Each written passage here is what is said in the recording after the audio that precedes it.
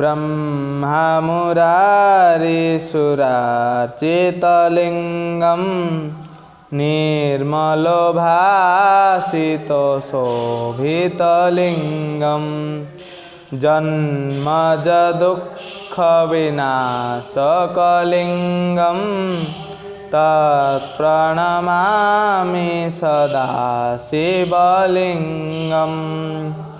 देवमुनिप्रवरार्चितलिङ्गं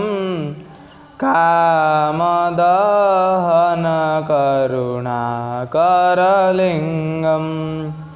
रावणदर्पविनाशकलिङ्गं